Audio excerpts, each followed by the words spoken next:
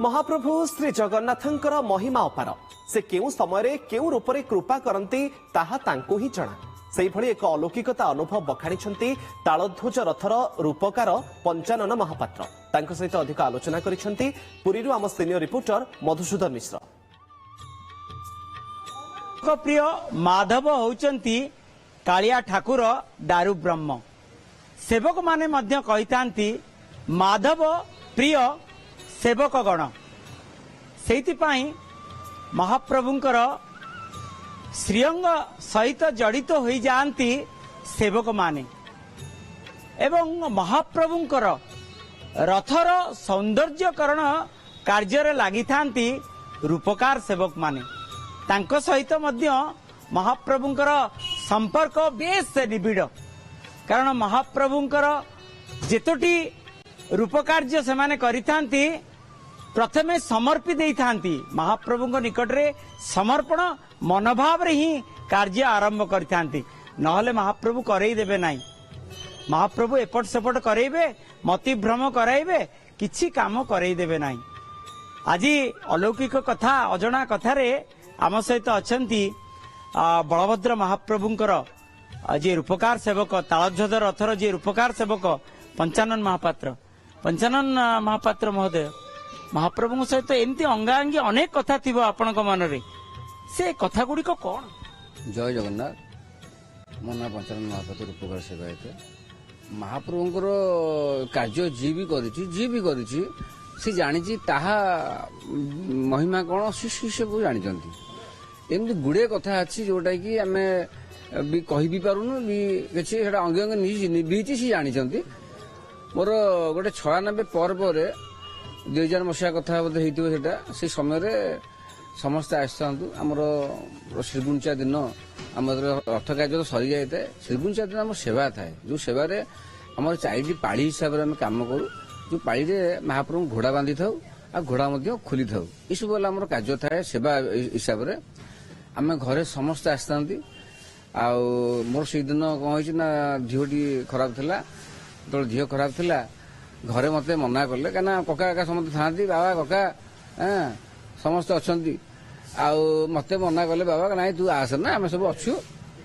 आम सब अच्छु चिंता कर दरकार तो झील भल ना तू घर था मु बसिक टीवी देखुली टीवी देखुची घरे तो बही झीलटा भल ना पूरा जर थाए ओष बोष भी दे खाऊ थाए कहीं मन है सका गाधी नी बसली कहीं मन है बलभद्र उपरू गले जगन्नाथ महाप्रभु गुमुट घरे था रथ दुआर मोर था ठाकुराणी था देखुता टीवी मन मन ये बसबी भल लगुनि झीलटा घरे मना कले हौ देखिया हूँ देखिया तो या भाविकी अच्छी कौन मन है अध घंटे जापर फेणी गाधेली जर विश्वास पूरा सांघातिक जर था गाधेली गाधेक आसिली आसिया पर रथ को आसला बेलू दक्षिण द्वार बसिक आइला बेलू सी गुमुटर जगन्नाथ था जगन्नाथ बाहर को आसना गुमुटर जीवी केमती एपटे तो पूरा जाम पूरा अच्छे से ठिया हेली जो घेर दौड़ी चारिपट महाप्रभु थाए भर पशिकी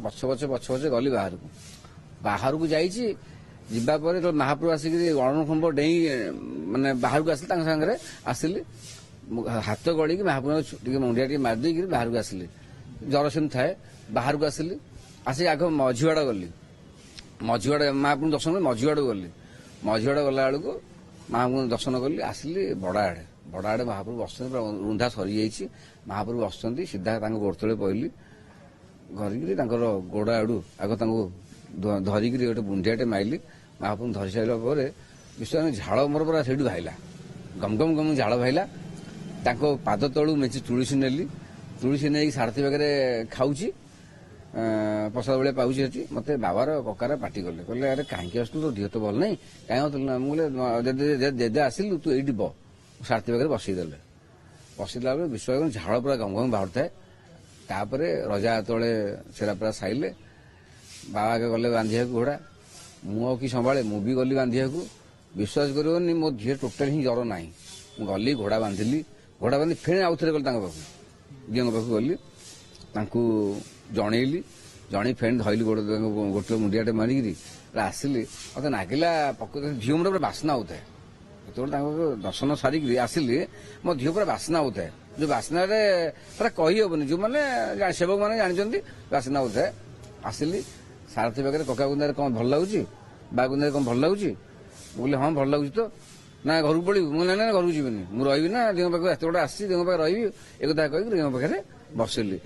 ଆଉ କିଛି ଅଲୌକିକ କଥା ଏମିତି ଅଛି। ଏବେ 2024 ମସିହା କଥା କହୁଛି, ଏଇ 24ରେ ମାନେ ସେଇ ଜିନିଷଟା ନୁହଁ ମାନେ ଜମା ଭୁଲି ବି ହବନି। ସେଇଟା ଗୋଟେ ହାଲି ଗୋଟେ କଥା ବି ଏବେ ଗୋଟେ ଜିନିଷ ଏଟା ସବୁ ଭୁଲି ହବନି। ଯଥା ତଥାପି ଏଇ ବର୍ଷ ଗୋଟେ ଘଟଣା ଘଟିଛି।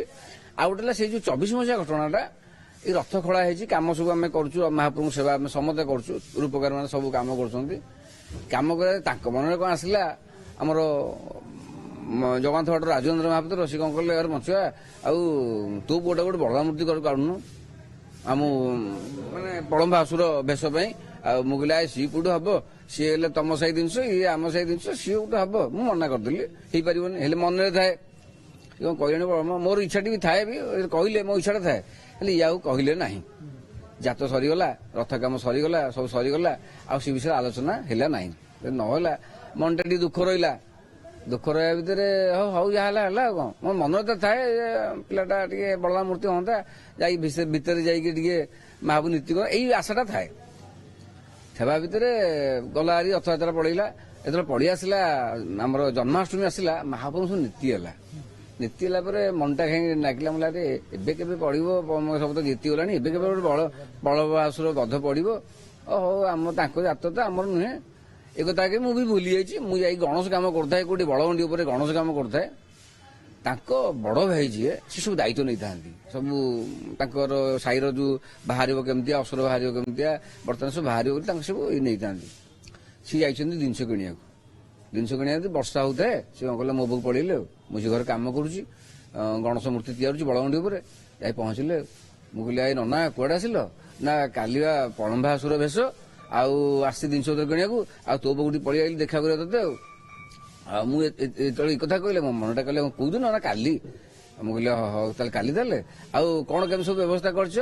ନା ଆରେ କୃଷ୍ଣ ମୂର୍ତ୍ତିଟା ଠିକ ହେଇଗଲା, ଆଉ ବର୍ତ୍ତମାନ ବଳରାମ ମୂର୍ତ୍ତି କି କେହି ଠିକ ନାହାନ୍ତି। ମୁଁ କହିଲି କାହିଁ ତମ କାହ୍ନୁ ପୁଅଟା କରୁନ, ସେଟା ଅଛି, ଆଉ ଯୋଉ ବାରଟା ଯୋଉ ଥିଲା ସମସ୍ତେ ମନା କରୁଥିଲେ। ଛୋଟ ଛୋଟ କୁନି କୁନି ପିଲାମାନେ କୃଷ୍ଣ ବଳରାମ ବେଶ ଧରିଥା। ଆଜ୍ଞା ସେ ଜିନିଷଟା ମନା କଲେ। ତାଙ୍କ ମୁଣ୍ଡକୁ ଆସିଲେ ସାଙ୍ଗେ ସାଙ୍ଗେ କହୁଛନ୍ତି, ଆରେ ବଞ୍ଚୁଆ ତୋ ପୁଅଟା କଲେ କେମିତି ହବ? ମୋର ତ ମନରେ ଇଚ୍ଛାଟା ଥିଲା, ମୁଁ କହିଲି ପ୍ରଭୁଙ୍କ ପାଖରେ ନୀତି କରିବାକୁ, ଆଉ ମୋର ଭାରି ଇଚ୍ଛା ଥାଏ ମୁଁ ଟିକେ ବଳରାମ ମୂର୍ତ୍ତି କରିକି କାଢିବ, ଇଚ୍ଛା ଥାଏ ବଳରାମ ବେଶ। ହଁ ମୋର ଇଚ୍ଛା ଥାଏ ବଳରାମ, କାହିଁକିନା ଆମେ ବଡ ବଡ ଠାକୁରଙ୍କର କାମ କରୁଛୁ, ଯେତେବେଳେ ମହାପ୍ରଭୁ ସେବାଟି କରୁଛୁ, ଏଇଟା ଗୋଟେ ପିଲାର ଇଚ୍ଛା ଥିଲା ମୋର। କଥା କହୁଥିବା ସମୟରେ ମୋର ମଧ୍ୟ ରୁମ ଟାଙ୍କୁରି ହେଇଯାଉଥିଲା, କାରଣ ମହାପ୍ରଭୁଙ୍କର ଆଶୀର୍ବାଦ ନହେଲେ କେହି କିଛି କାର୍ଯ୍ୟ କରିପାରିବ ନାହିଁ, ବା କୌଣସି କାର୍ଯ୍ୟ ସମ୍ଭବ ହୋଇପାରିବ ନାହିଁ। ପୁରୀରୁ କ୍ୟାମେରା ପର୍ସନ ଗୋପାଳ ତିୱାରୀଙ୍କ ସହ ମଧୁସୂଦନ ମିଶ୍ର, OTV।